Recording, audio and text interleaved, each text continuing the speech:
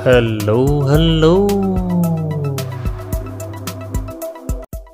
Okay guys, hello. So, suka tonton video-video Zai stream di YouTube, tapi sayangnya data tak cukup. Terpaksa catu data hanya sebab nak tengok video-video dari Zai stream untuk keesokan harinya. So, tak perlu risau. Sekarang ni RM10 je korang dah boleh dapat SIM card yang mana 89GB data. Okay, 89GB data macam mana? Khas untuk kegunaan YouTube, Facebook, Instagram, Twitter, Netflix. 64GB. Banyak betul. 64GB untuk YouTube saja. Valid 32 hari. Prepaid, bukan postpaid. So, tak ada nak cakap banyak lah. Kepada yang nak, link ada di description dan juga komen yang paling atas. Assalamualaikum and hello Zai Stream. Okay, so anda bersama dengan saya sekali lagi, Zai Rosmawi aka Bro Zayes, membincangkan tentang hal-hal pemotoran khusus untuk anda. So, topik kita kali ni macam biasa, cumanya saya nak go through hari ni lebih detail, yang mana kita akan sketchkan satu diagram untuk membuktikan, untuk menunjukkan secara logiknya terhadap tajuk yang saya nak ceritakan kejap lagi, iaitu Kawasaki RR akan lebih laju, putaran RPM lebih tinggi kalau menggunakan crankshaft Yamaha TZM. So, want to know more? Stay tuned with Zai Stream. So, pertama sekali saya nak ucapkan ribuan terima kasih kepada anda-anda yang sudi berkongsi gambar-gambar spek motosikal dengan pihak Zai Stream, yang mana setakat ni bila saya tengok balik dekat dalam folder, kita dah terima lebih kurang 600 keping gambar motosikal daripada anda. Okay, so daripada semasa ke semasa saya akan buat posting lagi untuk dapatkan gambar-gambar daripada anda. Of course lah, sebab apa, korang mungkin hari ni korang dah buat modifikasi tahap macam ni, lepas tu lepas tempoh sebulan 2 bulan korang dah upgrade, dah tukar spare part, dah tukar sport rim. So basicnya motosikal lagi canggih, lagi cantik, lagi ranggi. So nak tunjukkan kepada orang kata pada dunia lah, nak masukkan dalam YouTube, so boleh sharekan kepada Zai Stream lah macam biasa. Link ada di description. Okay, so apa yang saya nak ceritakan hari ni berkenaan tentang motosikal Kawasaki RR, tapi kita nak upgrade dia punya performance lebih daripada biasa. Dan modifikasi yang saya akan ceritakan kejap lagi ni, dia sangat teknikal. Kalau cerita secara biasa mungkin boleh difahami lah, tapi sebenarnya pembuktian secara teknikal adalah lebih baik. Jadi saya akan sharekan kejap lagi dia punya diagram dan dia punya formula, dia punya cara calculation sebagainya kepada anda. So, saya akan cuba sehabis baik menggunakan term-term dengan bahasa yang layman, bahasa yang bersahaja, bahasa santai. So, kalau korang rasa korang tak faham, bagi feedback. Kalau korang rasa macam, bahasa abang terlampau tinggi ke, terlampau teknikal ke kan, so bagi feedback kat ruang komen. So, sedikit sebanyak saya boleh mengimbangi cara penyampaian. Sebab bahasa teknikal ni kadang-kadang setengahnya pomen pun tak dapat tangkap. Sebab ada segelintir pomen yang belajar dari pengalaman. Dia tak sama dengan orang yang dia belajar universiti dan sebagainya, dia faham konsep, dia faham semua, dia pergi buat motor. Tak sama. So ada pro and con lah. Ada kelebihan orang yang belajar dari pengalaman, ada kelebihan orang yang belajar step by step ikut flow. So nak kata yang mana lagi bagus, dua-dua bagus. Sebab apa? Dua-dua saling melengkapi. Tapi kalau nak cakap which one the best, of course lah yang step by step tu. Sebab apa? Yang step by step ni dia lebih expose kepada teknologi dan dia boleh apply daripada apa yang dia faham. Dia tengok berita pasal ni, pasal teknikal ni, dia faham, dia boleh apply pada motosikal. Dia boleh cuba mix and match benda tu boleh ke. Basicnya dia tahu benda tu akan jadi, tapi setakat mana jadi dia tu boleh apply. Dia macam tu. So apa yang saya nak ceritakan ni, benda-benda yang macam tu lah. Sebab apa? Kawasaki Double R, dia punya crankshaft dia, stroke dia lah lebih kurang 54.4, NSR 54.5, 125Z 54.7, RZ 54, TZM pula 54. Okay, so kenapa saya kata TZM punya crankshaft kalau masuk dekat Double R lagi laju? Kenapa? Benda tu memang akan menjadi tanda tanya jugalah pada korang. Okay, jawapan saya simple. Crankshaft Double R, stroke dia lagi panjang.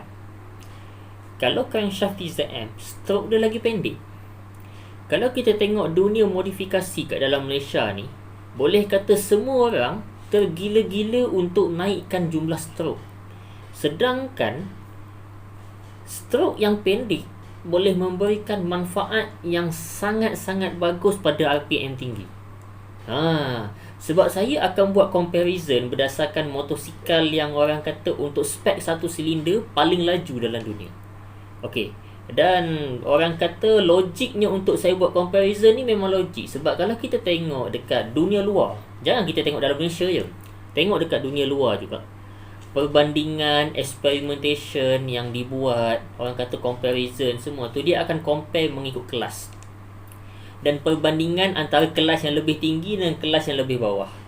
Sebab apa perbandingan tu dia buat macam tu? Supaya kalau orang kata, senang kata gini lah, bila kita compare dengan kelas yang lebih tinggi dan kelas kita duduk di bawah, sedikit sebanyak kita boleh congkel formula yang power tu masuk ke kelas kita. Itu kelebihan dia. Sebab orang kata motosikal yang berada di ranking yang lagi tinggi ni, of course lah, orang kata mungkinlah kos modal modifikasi dia tinggi, tapi konsep-konsep yang diguna pakai sama, cuma kos barang dan sebagainya lah, material yang berbeza, kepakaran dan sebagainya. So perbandingan kali ini saya akan ceritakan lah. So kenapa saya tak nak cakap pasal crankshaft RZ kalau masuk dekat Double R lagi laju? Okay, macam ni. Crankshaft RXZ, base dia 135, enjin 135. Crankshaft TZM, dia punya base memang 150 ataupun seseran tepat dia 147. 147. Kalau cc 147, kalau liter 0.147 liter. Dia macam botol lah, macam mineral water 1.5 liter. Benda-benda yang macam tu. Okey, kenapa saya tak nak cakap RZ? Sebab dia punya base dia dah pada motosikal yang kecil. So basicnya crankshaft tu memang direka untuk motosikal 135. So kalau kita tokok tambah, sebenarnya kita menambah performance dengan cara mengurangkan ketahanan. So saya tak nak bermula daripada keadaan yang orang kata disadvantage. Okey, kita ada pilihan lain, Yamaha TZM. Yamaha TZM ni dia punya crankshaft dia memang 150. So basicnya kalau kita move kepada Kawasaki Double R, Kawasaki Double R dia punya cc 148. Beza 1 cc daripada TZM 147 disebabkan stroke Double R lagi panjang. Okey, so basicnya dia punya base ataupun dia punya core kelas yang sama, spek, ketahanan hampir sama. Yang berbeza jenama dan juga mungkinlah ada bentuk sikit-sikit. Dan apabila persamaan dua ni datang daripada kelas yang sama, senang kata dia punya persamaan tu banyak. So untuk kita touch up, tak perlulah orang kata over, tak perlu terlampau berlebih-lebihan. Itu kelebihan dia. So kita akan go through satu persatu, tapi memandangkan saya punya prop, saya punya tool, saya dah order, tapi nampaknya musim PKP ni postage pun sampai lambat. Ialah ada kawasan yang zone tak boleh masuk, ada kawasan yang boleh masuk. Jadi proses jadi lambat sikit lah saya tengok kan. Tak apalah. So setakat apa yang ada, saya buat dia punya sketch, kita draft dan kita buat kira-kira calculation dia. Tapi untuk video-video yang akan datang, saya akan buat lebih detail lah. Sebab apa, prop dah ada, kita boleh buat dengan lebih best lah. Okay, so satu lagi info yang saya nak bagi tahu anda. Selepas ini saya akan masuk go through dunia motosikal rakyat dalam Malaysia ni lebih teknikal. Kalau sebelum ni saya selalu main surface je kan. Saya cerita pasal bore, saya cerita pasal stroke, saya cerita macam mana big bore, saya cerita pasal character engine. Lepas ni kita akan cerita lebih kepada sampai tahap primary. Kita akan cakap pasal flow, kita akan cakap pasal efficiency terhadap spark plug, kita akan cakap lagi pasal macam-macam perkara lah. Apa yang effect RPM, apa yang orang kata macam mana stroke effect pada RPM, apa maksimum RPM yang boleh achieve ikut daripada standard material yang dah ada sekarang. Orang kata benda-benda yang macam tu, lebih detail, lebih teknikal. So basicnya video lepas-lepas ni akan lebih menarik lah. Kalau anda nak belajar untuk memahami tentang dunia motosikal, video-video lepas ni akan menepati lah apa yang anda nak. Tapi kalau korang nak setakat main surface-surface vlog atas motor, rasanya ini bukan channel yang patut anda tonton lah. Jadi saya cakap awal-awal senang supaya anda tak tersalah. Okay, so nak belajar, nak tahu detail, nak tahu teknikal, nak faham character engine, macam mana engine korang boleh bersifat sedemikian, nantikan video-video yang akan datang, kita akan go through in detail. Hari ni, video kali ni saya nak tunjukkan bukti kenapa crankshaft TZM kalau attach pada double R korang RPM lagi mantap, top speed lagi laju. Jom kita tengok. Okay, so sebagaimana yang korang tengok dekat dalam kertas ni, atas buku ni, saya dah pun lukis ini crankshaft, dan ini pula adalah piston. Okay, so apa yang saya nak bagi tahu adalah double R akan lebih laju kalau crankshaft ni tukar dengan model TZM punya. Yang ini kita tukar model TZM. Okay. Kenapa lagi laju? Jawapannya adalah perbezaan stroke. Okay, saya sebut satu contoh. TZM, dia punya stroke dia adalah 54 mm. Sedangkan double R, stroke dia adalah 54.4 mm. So ada perbezaan lebih kurang 0.4 mm stroke. So korang mungkin akan cakap, alah bang, 0.4 je, tak banyak beza. Memang anda tersilap. Dalam dunia engineering, tak ada benda yang result dia sama, walau kalau ada perbezaan, orang kata perbezaan yang sikit-sikit ni. Sikit-sikit berbeza pun akan memberikan jawapan yang orang kata tak sama lah, senang kata. So macam ni. So sekarang ni saya nak buang 0.4 pada crankshaft ni. Senang kata, saya dalam proses nak convert double R daripada 148cc kepada 147cc. So dan ini adalah salah satu sebab kenapa kita tengok Yamaha TZM dia punya putaran pada RPM tinggi. Kalau kita tengoklah secara rambangnya, secara randomnya, TZM lagi sedap pada RPM tinggi berbanding double R. Itu hakikat. Okay, saya bukan nak cakap model ini, model ini. Cuma kita kena faham, ini ciri-ciri daripada spek kilang. Dan inilah ciri-ciri yang menyebabkan karakter motosikal tu bersifat demikian. Okay, so kita akan tengok in detail. Ini adalah dalam keadaan yang mana piston duduk pada pada paras paling atas. Okay, ini paling atas. Nampak tu. Dan andai katalah piston ni, crankshaft dia berpusing pada paras paling bawah. Maknanya pin ni duduk bawah kan. Crankshaft pusing. So, anggaran piston lebih kurang let's say lah, kita sebut dia turun sikit. Sebab yang ni turun ke bawah pun tak banyak. So yang ini pun dia turun ke bawah pun dalam lingkungan lebih kurang inilah. Contoh So nampak tak? So ini adalah bacaan stroke. Inilah bacaan stroke. Dan yang korang kata bore bagai tu, ini bore. Ini adalah bore. So saya tak ada nak cakap pasal bore, saya nak cakap pasal stroke. Double R standard 54.4 mm. Kita nak convert dia jadi 54.0 mm. Kita nak eliminate 0.4 ni. Kita nak eliminate ni. Kenapa saya nak eliminate?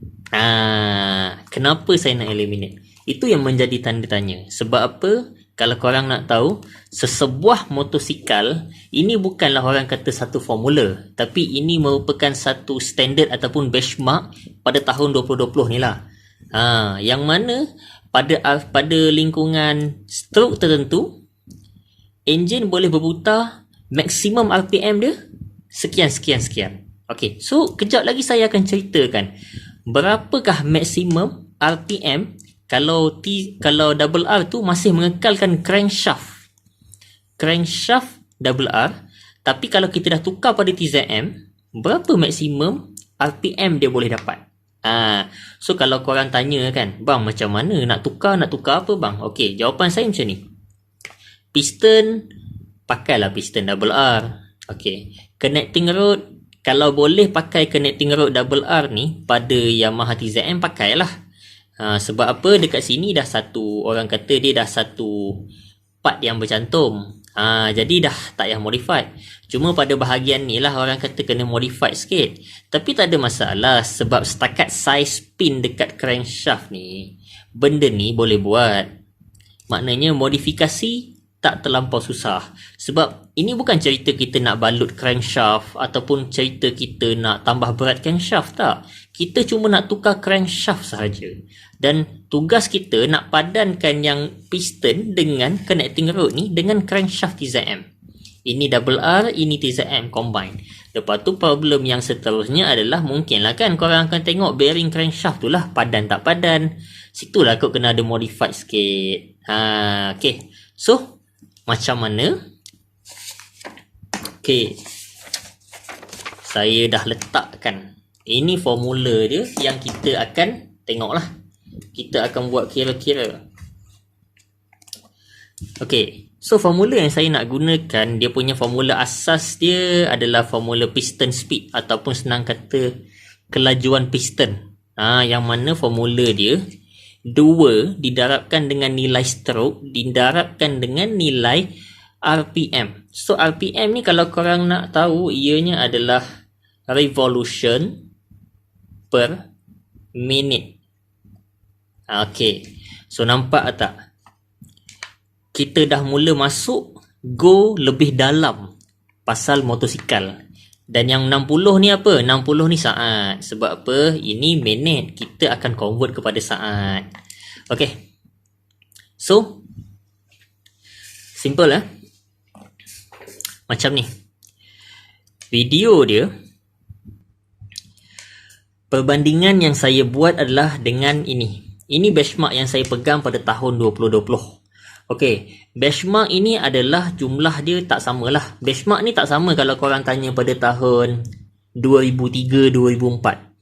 Sebab apa? Pada tahun tu teknologi pada tahun 2003-2004. Of course lah teknologi ni tidak maju macam sekarang. Tapi ini adalah berdasarkan teknologi yang terkini. Okey, ini berdasarkan motosikal yang mana saya dah pilih ni adalah motosikal NSF 250R. Ataupun ini adalah motosikal model dalam perlumbaan GP Moto3 kelas 250 4 lejang. So 4 lejang. Kenapa saya pilih motosikal ni? Simple. Sebab ini adalah perlumbaan motosikal kategori orang kata paling tinggi. Yang mana kalau nak tengok modal sebiji motor juta-juta, inilah. Daripada Moto3, Moto2 sampailah ke MotoGP. Tapi kalau kita nak compare dengan MotoGP ataupun Moto2, tak sesuai. Sebab apa? Dia punya piston ataupun dia punya dapur pada motosikal tu ada 4. MotoGP dia ada 4 silinder. Kalau dulu ada sampai 5 silinder, sekarang 4. Okay. So tak sesuai lah kalau kita nak banding dengan motosikal rakyat kelas 25 ke bawah ni. 250 ke bawah ni mostlynya 1 silinder, paling banyak pun 2 silinder. Ataupun mungkin Kawasaki yang baru lah 4 silinder. Kalau masuk Malaysia. Okay. So, saya bandingkan dengan Moto3 250, Honda NSF 250R, yang mana motosikal ni horsepower yang dihasilkan lingkungan 48-50 horsepower. Peak power pada 13,000 RPM. Nampak tak? Peak power dia 13,000 RPM. Dan maksimum RPM yang dibenarkan oleh pihak MotoGP sendiri adalah 14,000 RPM. Basicnya boleh pergi lebih daripada tu. Okey, sebab apa saya dah buat calculation ni, saya nampak sebenarnya dia boleh pergi lebih, tapi pihak MotoGP limitkan untuk Moto3. So kenapa tu, yang tu kita kena gali lebih detail lah, video yang lain lah, bukan video yang kali ni. So motosikal tu maksimum dia 14,000 RPM. Maknanya maksimum RPM yang dibenarkan oleh perlombaan MotoGP untuk kelas Moto3 adalah 14,000 RPM. Okey. So 14,000 RPM ni korang rasa laju ke slow? Bagi saya ni laju lah. Walaupun sebenarnya dia boleh pergi laju lagi. So 14,000 RPM ni paling laju, maksimum.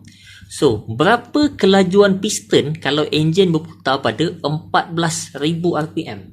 Itu soalan yang saya nak ketengahkan. Berapa? Okey, sebab ini revolution per minute. Sekarang ni kita nak tahu dia punya speed.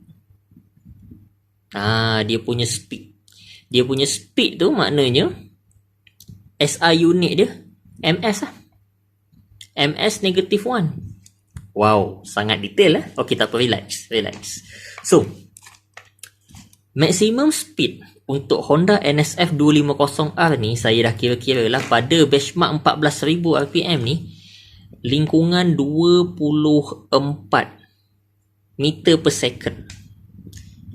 Meter per second. Maknanya piston tu bergerak ke atas ke bawah dalam kelajuan 24 meter. Maknanya dia boleh dalam satu saat dia boleh bergerak lebih kurang 24 meter jarak. 24 meter. So bayangkan satu saat 24 meter, satu saat 24 meter, satu saat 24 meter. Okey, so persoalannya Double R TZM berapa dia punya speed? Itu yang menjadi persoalan. So video kali ni saya tak adalah nak cerita berapa speed untuk Double R TZM. Saya cuba nak cerita macam mana crankshaft TZM tu boleh buat RPM Double R lagi laju. Okey, jom kita kira. So disebabkan benchmark dia 24, so RPM maksimum yang saya letak dekat sini adalah 24 -1. Ini speed maknanya kelajuan. Okey, kenapa saya letak macam ni? Kalau kita tengok dalam dunia lumba kereta, speed maksimum yang dah capai setakat hari inilah average-nya adalah 25. Tapi untuk motosikal kategori 250 Moto3 lingkungan 24 sahaja. So kita assume 24 je lah, walaupun sebenarnya kita boleh go lagi laju. So 24. So kalau kita tengok stroke untuk Double R, okey, Double R stroke dia 54.4 mm. So kita dekat sini kita kena convert sebab SI unit meter, so kita convert kepada meter lah. 0.0554. Okey. So berapa jawapan dia dekat sini? Berapa dia punya jawapan? Okey. So jawapannya adalah lebih kurang 220. Okey, tak nampak. So kita pecahkan kat sini lah. 220 RPS. So akan ada yang tertanya-tanya lah kan, apa benda pula RPS ni? Betul tak? Okay, so saya recap balik. Stroke double R 54.4. So dekat sini kita convert pada meter. Dia punya stroke 0.0544 meter. Okay, ini formula yang saya dah derive daripada formula asal. Ini formula asal, tapi saya nak RPM max, so saya dah derive ini formula dia. Saya letak kat sini. Okay, so saya kira kat sini, saya dapat jawapan 220 RPS. Okay, biasa kita dengar RPM, ni RPS, apa benda pula lah RPS, betul tak? Okay, simple. RPS ni adalah revolution per second. Maknanya dalam satu saat berapa kali piston tu naik turun atas bawah atas bawah atas bawah. Okey, so cara nak buat dia senang je, tak susah pun. 220 revolution per minute per second. Okey, ini second Okey, so kita nak RPM betul. RPM ni minit. So macam mana nak buat? Kita kena convert lah. Nak tak nak kena convert. So macam mana nak convert? Nak dapatkan minit, kita kena letak lah. Okey, tak nampak sini. Saya guna yang lain, marker pen yang lain. 60 saat bersamaan 1 minit. So second potong. So kita akan dapatlah jawapannya maksimum. Max RPM double R adalah 13,235 RPM. So inilah, kalau kita tengok lah kan, bersepah double R yang boleh berputar RPM hampir-hampir 13. So kalau korang nak tengok berapakah maksimum RPM yang takat selamat untuk double R tu tak jahanam, inilah dia, 13,235 RPM. Kalau dia hentak sampai 14,000 boleh, tak ada masalah. Tapi pertama sekali bearing akan mula fail. Bearing. Yang kedua, of course lah, tuti minyak dah tak enjin tak direka untuk dapat kelajuan setinggi tu. So enjin akan jadi tak tahan lama lah, akan jadi cepat jahanam. So itulah dia, cepat jahanam. Okay, so ini satu. Ini double R punya. Okay, so guna formula yang sama. So saya pendekkan formula yang sama tu. Okay, formula ni dia panjang sebenarnya. Okay, saya ringkaskan jadi pendek. Saya guna pen untuk Yamaha TZM supaya orang kata jawapan cepat dapat. Senang je. Untuk TZM punya, dia punya stroke 54 mm. So RPM max adalah berapa? Hasil daripada yang ini saya pendekkan, dia jadi macam ni. Bacaan stroke 0.054 meter. Ni revolution lah. Dan saya dah convert kepada per minit lah. Orang kata ni dah RPM dah, senang kata RPM. So berapa jawapan dia? Jawapan dia mudah je. Dekat sini kalau kita kira balik guna kalkulator, korang akan dapat 13,333 RPM. So nampak tak perbezaan yang ni dengan yang ni? Berapa beza dia? So kalau kita tengok, beza dia lebih kurang 98 RPM. Okay, 98 RPM.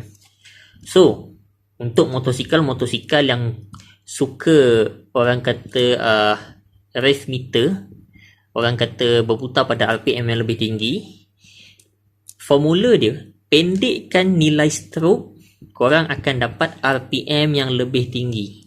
Nampak tak? Ini double R,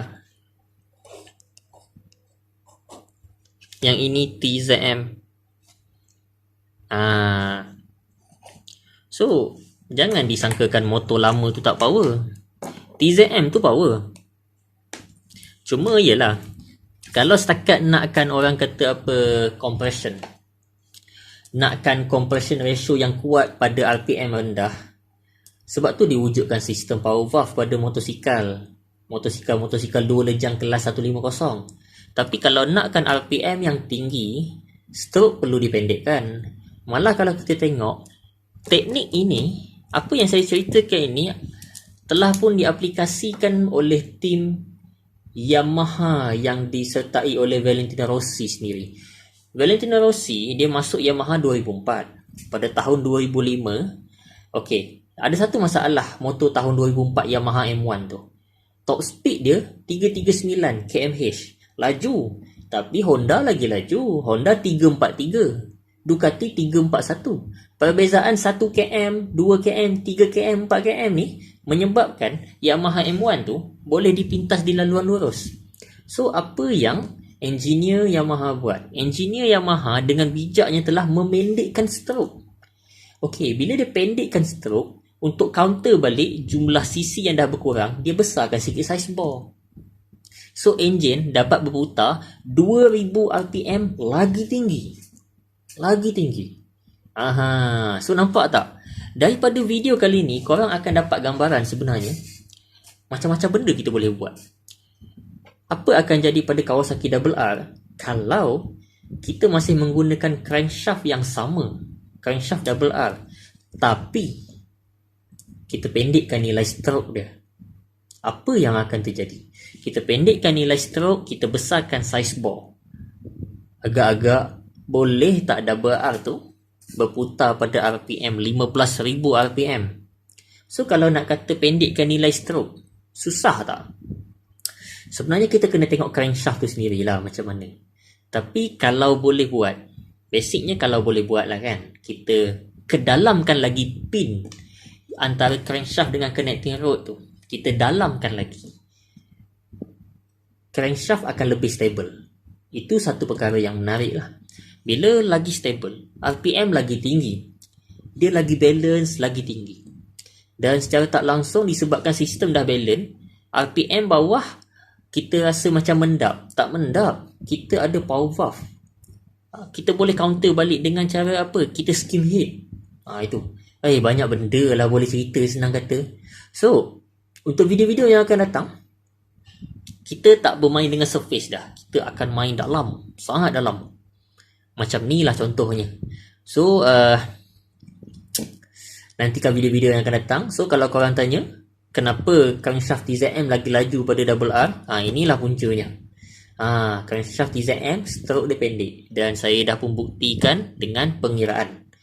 So akan datang kita akan cerita berkataan tentang geseran, macam mana bearing boleh menyebabkan laju, macam mana geseran tu kita akan bermain dengan formula, macam mana dengan coil tu kalau kita akan ceritakan basic formula dia, V equal to IR apa semua kan. Tapi kaitkan dengan motosikal. So kalau korang tak minat pasal engineering, tak minat pasal fizik, tak minat pasal kimia, tapi kalau base di motor, saya confident korang akan boleh faham, dan mungkin akan ada yang further course engineering lepas ni lah, lepas mendalami video-video daripada Zystream. So sekian daripada saya untuk video kali ni. Dah sampai nanti video baru. Jumpa lagi. Bye bye.